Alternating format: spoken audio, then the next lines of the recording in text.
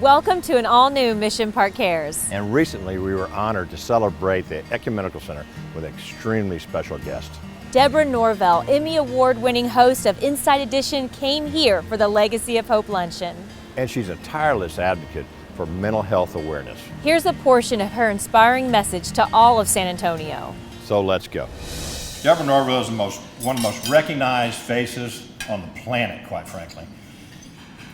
She's got a track record of being an incredible journalist who is the longest running anchor on national television. Now that's impressive.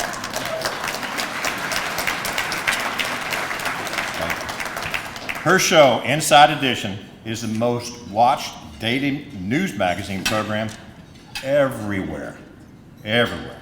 She has multiple Emmy Awards, New York Times best-selling author, contributor to Chicken Soup for the Soul. Incredible.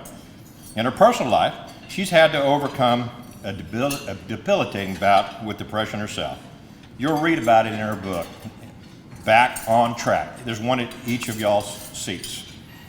When this luncheon is over, unfortunately, she needs to leave us and be part of us through her show, Inside Edition, on KSAT 12. So, without any further ado, let's get to know her a little bit better, and then we'll have her come right on up. Thank you. Wow.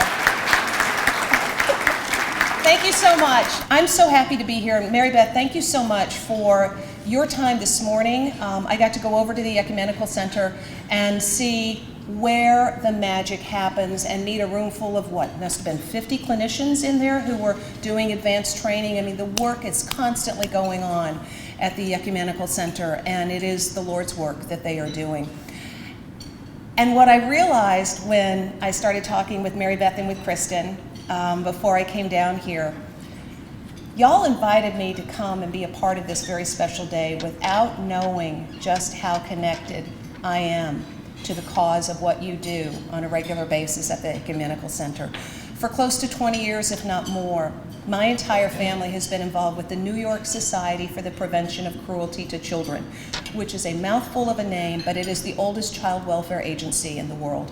And while the Ecumenical Center treats almost 27,000 people, half of those clients are children.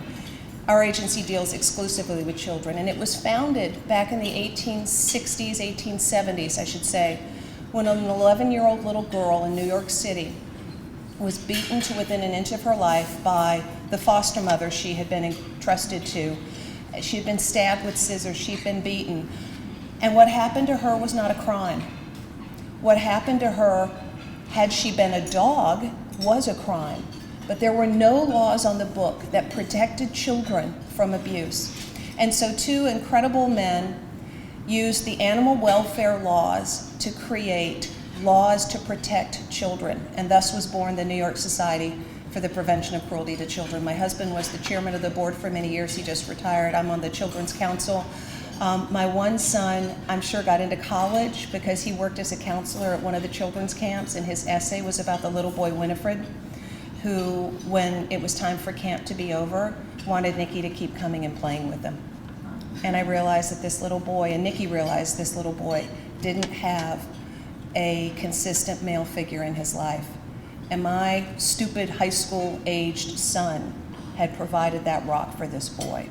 Another one of my children wrote the pamphlet that is in all of the New York City schools on safe touches, so that every teacher has at least something physical they can look at and know this is a resource, we can get training, this is what I need to do.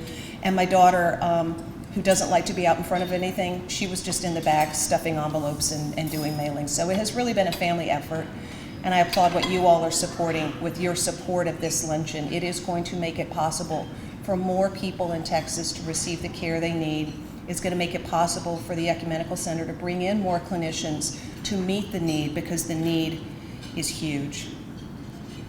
And obviously I haven't met any of the people that the center helps, but as I was pulling my notes together, I thought about one 7-year-old little girl that I met when she was a teenager. And when she was 7, she had been abused by a neighbor, sexually abused by a neighbor. And it went on for a period of time. And when it finally stopped, she had become completely withdrawn. She didn't engage, she didn't speak. She would go to school if you took her, but she was just literally a body and not a person. And she started with trauma therapy at this society.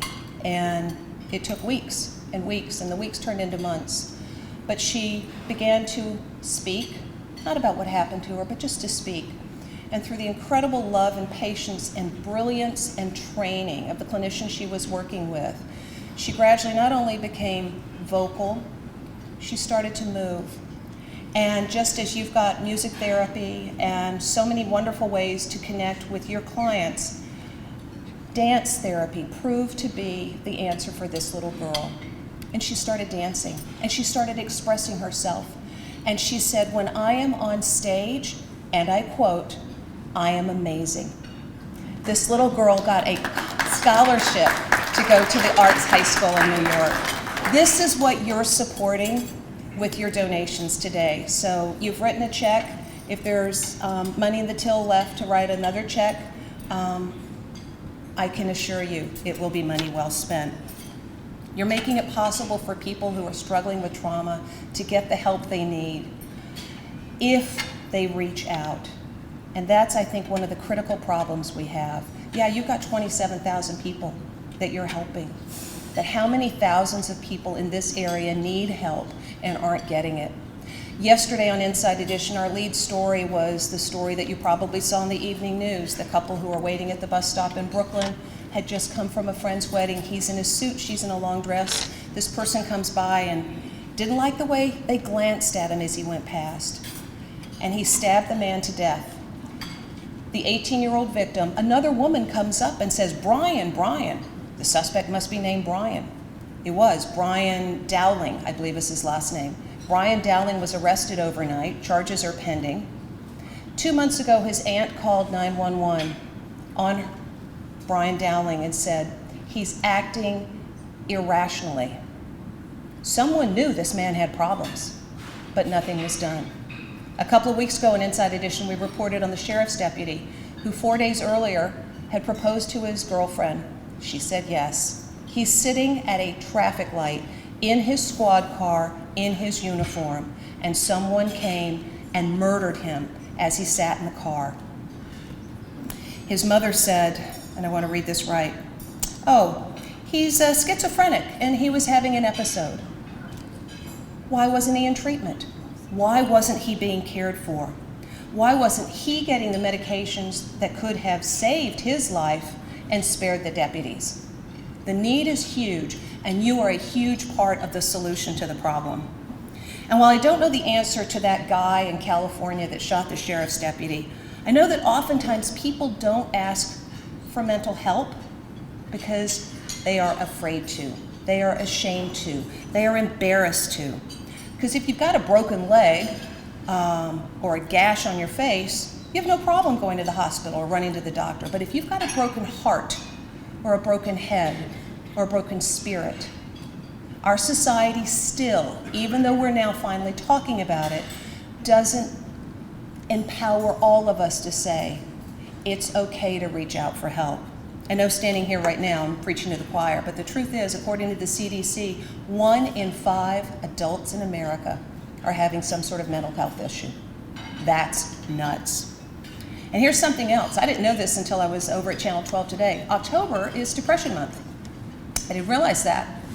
And we've probably got, I don't know how many people in here, but statistically speaking, these tables are what, tables of 10? Yeah. Look around at your table. Statistically speaking, someone at your table is depressed. Someone who is sitting here right now, within elbow reach of you, is having a really hard time. And if that's you, and we're not going to ask for a show of hands, I can tell you, I know how hard it was to not call your friend and say, oh, I'm not feeling so well. I might have COVID. Boy, that's an excuse for everything these days, isn't it? I know how hard it was to put on that dress and put on that makeup, and gosh, it's raining, so that could have been another excuse. Oh, there was some flooding in my neighborhood. I know how hard it was for you to get here. I know it was a struggle. And the reason I know is because it was for me too. Because even though I'm standing right here and I've got this amazing career and all those fun things I've gotten to do, the truth of the matter is there was a point in my life where I didn't get dressed, I didn't take off the bathrobe and put on clothes. I didn't take a shower. I didn't wash my hair. All I did was wallow in depression and sadness. And I'll tell you how I got back on track in just a moment. But first, let me tell you how I got to that point where I was so down in the dumps. I am the Golden Girl. That's not my name, somebody gave it to me. But it is 100% correct. I come from a town, we don't have a television station. We barely have a radio station. Dalton, Georgia is where I come from. I guarantee you this rug probably came from my hometown because Dalton, Georgia is the carpet capital of the world. We make enough carpeting on an annual basis to pave a 6-lane highway around the equator, which is how we say it in Dalton, and y'all say it that way down here too, so I feel very much at home because it's hard to have to talk Yankee all the time. My high school was super small. We had 162 in my graduating class, and one day the JCs came and they said, if you want to cut 5th period and you're a senior girl, you can come to the small auditorium and hear about junior miss. I didn't know what the JCs were and I didn't know what junior miss was, but I knew what 5th period was, so I was out of there. Turned out junior miss was a thing where you could get money for college if you scored in certain categories. Didn't have a bathing suit competition, so that part was good, but you had to have talent, and I had none. I was too afraid to sing in front of anybody. I do not tap dance or, twirl batons and play the piano. I am devoid of talent, but I made my own clothes. So I modeled clothes that I had sewed. I won the local thing because half your score was your judge's interview and your grade transcript. Then I won the state thing, and that woman was not happy about that because she said, Debbie, don't you sing while you sew? Or don't you tap dance while you sew? I said, no, ma'am, when I sew, I just sit there. Oh, she was not happy. She put her finger in my face. She said, well, you're going to do magic tricks by the time you get to Mobile, young lady. I'm like, yes, ma'am, whatever makes you happy. She was honestly scary. I did not win a thing at the America's Junior Miss pageant, except for one $100 scholarship from the craft cooking people. The craft cheese people gave me $100. That was probably for sympathy more than anything. But I got the biggest prize of all, because I saw the people who were rigging the lights and building the sets and doing the cameras, and they were working like dogs, but they seemed to like it. And I wanted to be a lawyer. Well, why do I want to be a lawyer? Research. You can take research and production. You'd be a TV reporter. So that's how I dreamt it up. So I changed my major, went to University of Georgia, started working while I was still in college, interviewed the President of the United States when I was 18 years old, live. I guarantee you, he thought he was talking to somebody else. I'm holding the Channel 5 microphone for WAGA, which is the TV station where I started. We're standing there since like 7 in the morning. I'm frozen, it's January. And Jimmy Carter walks up. Now, if you were, Ted knows this, if you were possibly going to have the opportunity to ask the president something, you would have a question ready, whatever the issue of the day is. You would have that question ready, but you're not gonna have 2 questions because you're not gonna get to even ask the first one. So Jimmy Carter walks up to me and I asked him the question of the day, whatever it was, and he answered whatever he said. And the deal is the president should go to somebody else, right? Let them ask a question. Nobody told Jimmy Carter the rules. And I didn't have any more questions. But I grew up in Georgia. I knew all about Georgia history. I knew about Jimmy Carter. I knew about his Miss Ruth, his mother. I knew about his crazy brother Billy. I knew about Lester Maddox, the previous governor before Jimmy Carter was president. And so we asked him about all these things, and I said, and Dr. King, I used to come down here to Ebenezer, I remember that, and we'd talk about Sunday service when Dr. King was preaching, and we go on, and then I realized, I am monopolizing the President of the United States. I need to be quiet and let him go have some. Well, Mr. President, thank you so much. You've been awfully nice with your time, and I know your friends are waiting on you. Congratulations again. Back to you to the studio. Sam Donaldson came up to me. I'm pretty sure my pants are already wet because I've been interviewing the president, and all I'm thinking is I'm going to get a job. I'm going to have a tape with an interview with the president. I could be the worst reporter ever, but if I could get the president, how bad can I be? Someone will hire me, because remember, I'm still in college. Sam Donaldson comes up to me. He was 12 feet tall, as I recall. He looked down at me, I looked up at him. He said, what did the president say, little girl? He was the correspondent for ABC News, White House correspondent. I looked up at Sam, and in a voice not unlike Reese Witherspoon, I said, the president is happy to be home in Sweet Home, Alabama. So that was one of my first TV experiences, and it was great. So I worked in Atlanta, worked in Chicago, met this boy from Sweden who is now my husband for 36 years, and he was in New York, so I got to get a job in New York. And Connie Chung had left the early morning broadcast on NBC called Sunrise. They hired me, go figure. And it was great. I loved the job because we were the first out of the gate to tell you what was going on in the world. And then sometimes Jane Pauley, who was your wonderful speaker last year, would top line me on the computer and she'd say things like, aside from the headache and throwing up part, can you be me today? So I would find out very last minute that I was going to fill in on the Today Show. So it was great. I got to do the interesting interviews on Today from time to time, and then my wonderful show on Sunrise, which was just so interesting for me. And then they decided to make a change. And I know Jane probably talked a little bit about this last year. Jane had been on the morning show for like 13 years or something. She was ready to do something else, and she had asked off. And they had brought me in as the news anchor. But they didn't move fast enough to accommodate Jane's request. And when you've been doing the same thing for 13 years, you deserve a little respect. If you ask for a change, within a few months, they should be able to figure out how to make the change. It hadn't happened yet. And then the stories started coming out.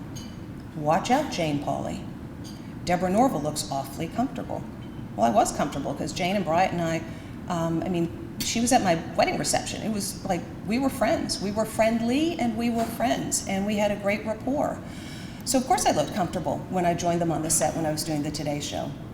Then the Washington Post reported, ooh, Deborah Norville. She's as scheming and conniving and looks as hungry as a shark that hadn't had a meal in its life. And it's crazy that I can give you these quotes, but you remember the bad things people have said about you. It's hard to remember the compliments. It's very easy to remember the negative ones, though. And then there was the woman who was a columnist for the Detroit newspaper who opined that I reminded her of the high school cheerleader who could do the entire football team and then ace calculus. And if that weren't bad enough, she seized upon my Christian faith. I've been a born-again Christian since I walked to the front of the church when I was 14, 15 years old. And my faith is a very important part of who I am, but it is not what I broadcast on television. But this person said of me, and she's got this born-again thing, ... She must be stopped. Oh my. I go to the people at NBC who are in charge of press, and I said, this is ridiculous. We got to respond to this stuff. And in the book that you've all got at your place, chapter 7 is called The Experts Aren't. Ask yourself, who built the Titanic? The experts. I knew leaving it in the hands of the experts was a bad idea because the lady at NBC said, trust us, Deborah, we're experts at this thing. Let us handle it. And they literally told me I couldn't speak to the press. So I had a gag order. So ugly story after ugly story after ugly story. I got pregnant, I had my son. They reported I'd gotten pregnant to save my job. Okay. Obviously not a working parent who wrote that because we know how easy it is to do the juggle. And then when my baby was born, People magazine called up and they said, we want to send Harry Benson to take some pictures and do a story.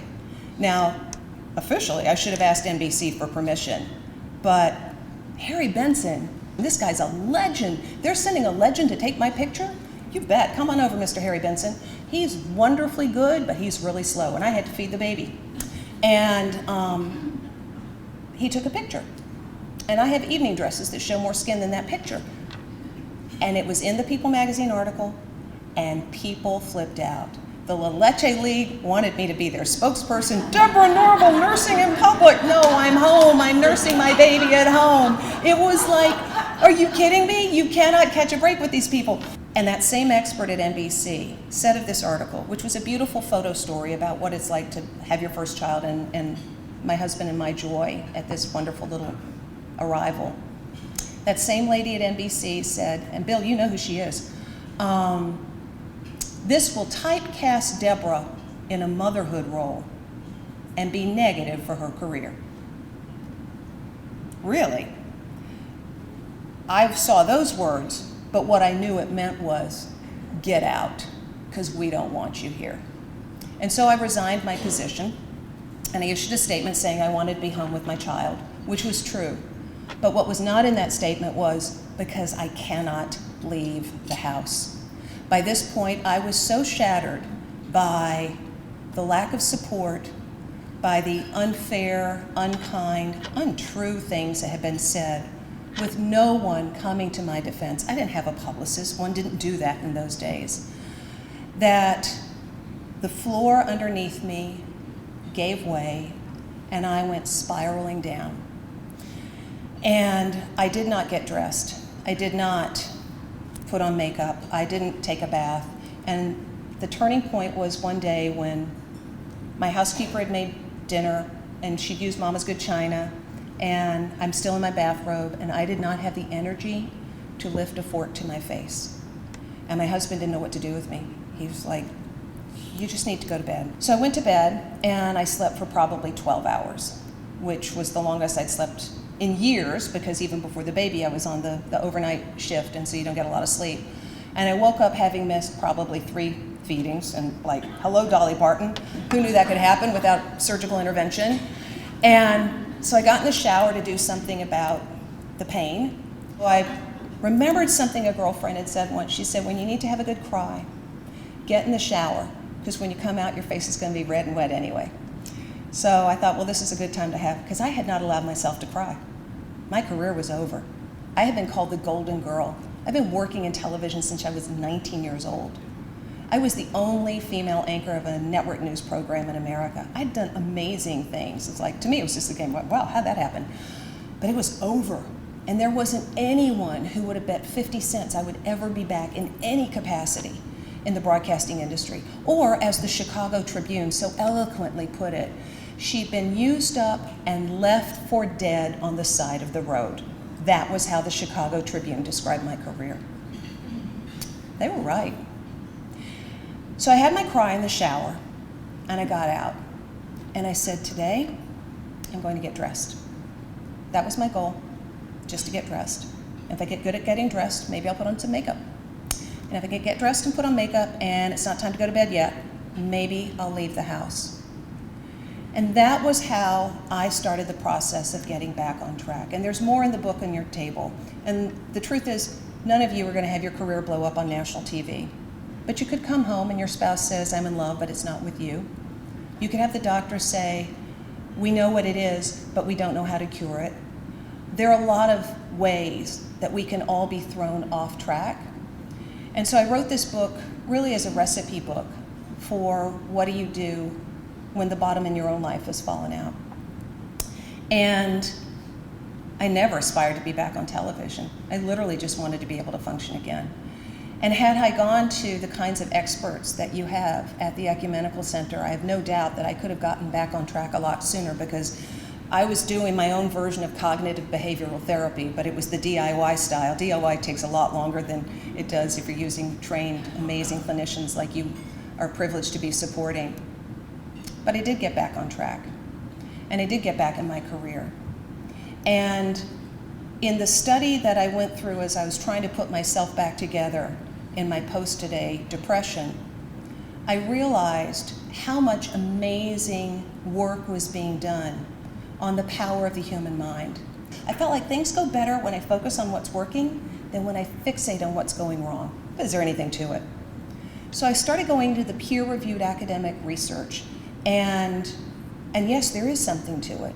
And it is powerful, and it is vibrant, and it is something we can all employ every day, whether we're just getting through life or whether we're getting through some really tough you-know-what that they deal with at the Ecumenical Center. And it's rooted in gratitude. The study that got me down this wonderful rabbit's hole was done by two different professors, one at the University of Miami, one at the University of California, Davis. And basically, super simple. They proved the power of keeping a gratitude list. They had 3 groups, the control group, the negatives, and the positives. People who wrote the stuff they felt 3 blessings, 3 to 5 every day was a positive. You went to shoe shopping, negative thing, nothing much happens. You guys wrote down the stuff that was negative. The people who had been writing the things that were blessings, and this is not an exhaustive list, but it's a pretty darn good one. On average, they exercised an hour and a half more per week. They drank less. They were healthier. How do we know? Because they kept a diary that talked about how much were they drinking, how many Tylenol or Claritin were they taking. They weren't taking as many pills as you people were, because they felt good. They felt like they were getting more on their to-do list done, that they were actually moving forward on their life goals. They were more pro-social. That means they were doing nice stuff for other people without the person asking. And that got me so excited about the power of gratitude. But the magic of what I found in that first study led me to discover that when physicians have simply been given an extra bit of gratitude, in this one survey they gave them 4 Hershey's miniatures and 10 little hard candies, just that simple physical token of appreciation encouraged those doctors, they happen to be kidney specialists, to seek out more information, to rethink their diagnosis when presented with new information that might change the diagnosis, as opposed to the doctors that didn't get the little bag of candy. A tiny bag of candy made that physician feel special. I asked the person who did the research, I said, does chocolate chip cookies help? Because I love to bake chocolate chip cookies. She said, well, we don't know about the efficacy of chocolate chip cookies, but you get the idea. It probably wouldn't hurt. People who are in the throes of gratitude are smarter. And that's because when you're feeling grateful, you've exercised this part of your mind. Your dopamine receptors are right here. That's where reasoning and logic and cognitive associations happen. When you're in a state of gratitude, you'll figure out your problems better. It's a game changer. And when you're in a state of gratitude, you are more confident. And years ago, there was a study done by the Avon people, the cosmetics company, and they asked 30,000 women in 40 different countries, how do you want to look when you walk out the door? Skinnier, younger, whatever, sexier, whatever. You know what the number one answer was? Confident. And when you are grateful, you are confident in who you are. And maybe the most wonderful thing about gratitude, in addition to being smarter, in addition to being more confident, gratitude can help us deal with trauma. After 9/11, surveys found that 2/3 of Americans were depressed. We were reeling from this attack on our country, on our democracy, on our sense of security and safety. But in January of 2001, there was a study done at the University of Michigan where they had labeled people, as the result of the responses in this study, they'd labeled these people as grateful.